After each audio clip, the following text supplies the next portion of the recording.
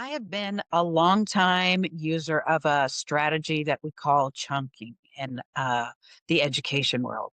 And this is where I take these big, long, complex assignments and I break them down into smaller parts for students to do them typically over a series of weeks. And that is a great strategy to prevent students from being overwhelmed and to help them gain each piece of knowledge they need before they complete the next piece.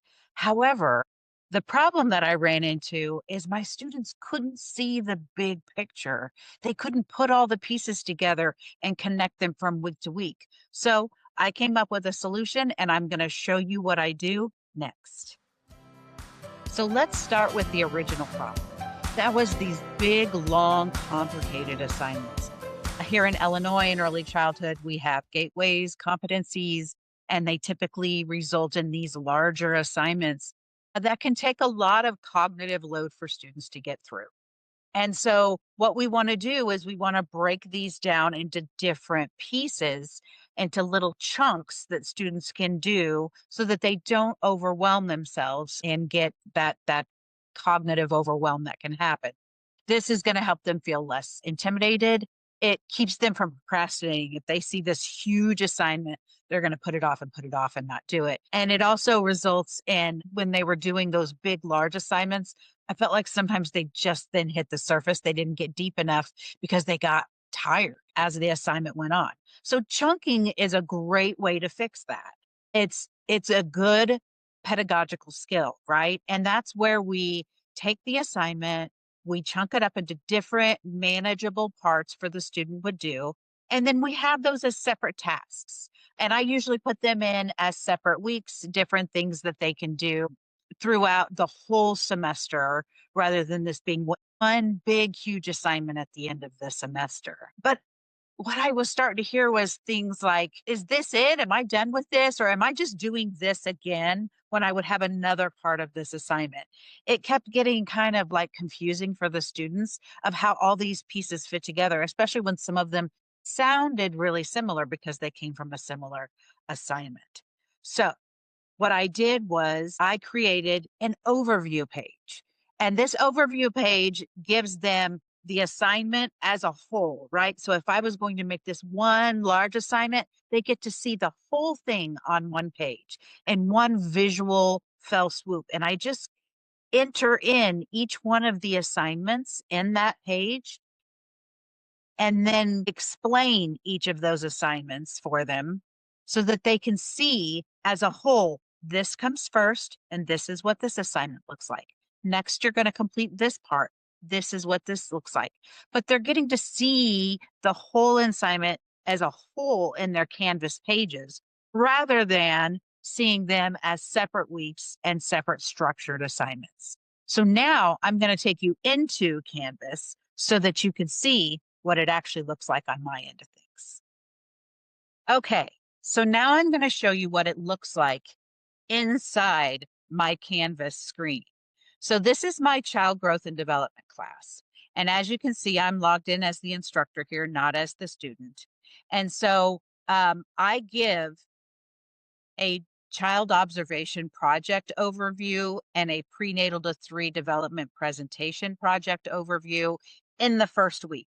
And one of the reasons I do that is so that students can look in and see, is this going to be too big of a project for me, these two projects together, to get through in this course? Is this not a good semester? Maybe they're taking other really complicated classes. And I feel like sometimes this is one of my more complicated classes for them to take. So I tell them, like, don't be afraid to drop the class in the first week, right? Because you're not going to get charged. It's not going to show up on your transcripts. No harm, no foul. So it's good to give it to them early, even though we're not going to be doing this until later.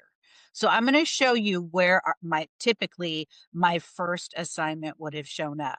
So very early on in the semester, I like to have my students working on their background clearance because they're going to need to have their background clearance and they're going to need to have a site chosen where they're going to do their child observation. And we don't want to wait until a couple weeks before class, before that assignment is due, because we have procrastinators and it can take a long time to get this done. So I want them thinking about it very early in the semester.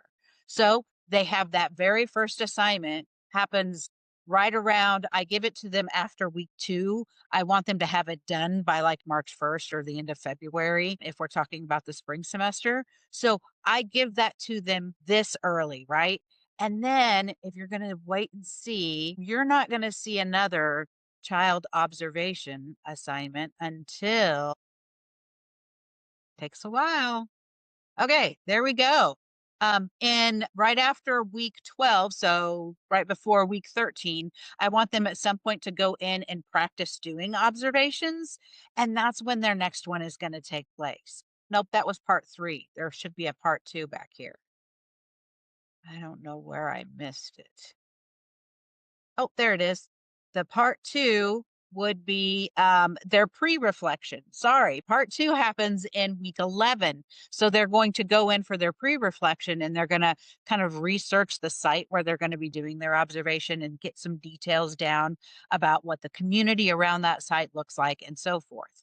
So you can see how this continues on. So then in weeks 14 and 15, they actually do their observations. They have 4 domains they have to observe. And then they do an analysis of each of their observations. And then in week 16, they have their evidence-based practices, right? That's where they make recommendations and that kind of thing based upon what they learned about the child. So if you see this as a whole, when I put it in a child observation project, putting those in individually in the weeks is really helpful for the students, right? They can conquer them as they get to them. And you can see how if this had been one big, large assignment that I had just put at the end of the semester, wow, asking students to kind of plan that out themselves, to think about which weeks they're going to do what, sometimes is a little much. So I'm planning that for them when I chunk it for them. But you can see how, because it's stretched out over the semester, they might have trouble when they get to a certain week thinking back to, oh, yeah, when I did that pre observation where I was thinking about the site and where I'm going to do my observation. How does that connect together? So having this embedded in each week when they're going to do the homework is super helpful for the student. They can see what they've already done, right? This is going to be the final week's page that I put in. So it's got part 5 down here. I highlight it so they know this is the one you're working on this week. I've got the due date after the assignment, right? And then I've linked in the assignment for the page, right? So they know this is the one you're going to go to, or they can go down below in their Canvas module and do it. But they've got every assignment here that shows them this is how each one of these pieces fit in as a, and this really helps students make the connection, right? While they're also still benefiting from having these assignments chunked out and divided out for them over the weeks. So I hope you also find this as a useful tool and that this is something you're able to take away and put into your Canvas shell. You can open the page, and I do want to say you can make a duplicate of the page, and that's how I do it. So I spend a lot of time creating the page initially, and then all I have to do is duplicate it week after week and then do the highlights so that the students know which weeks they're on. So I'm excited to hear if you're able to try this strategy and if you find it helpful for the semester. So I hope you're able to take this information and use it in your own classes. And I hope this helps you have a smooth sailing semester.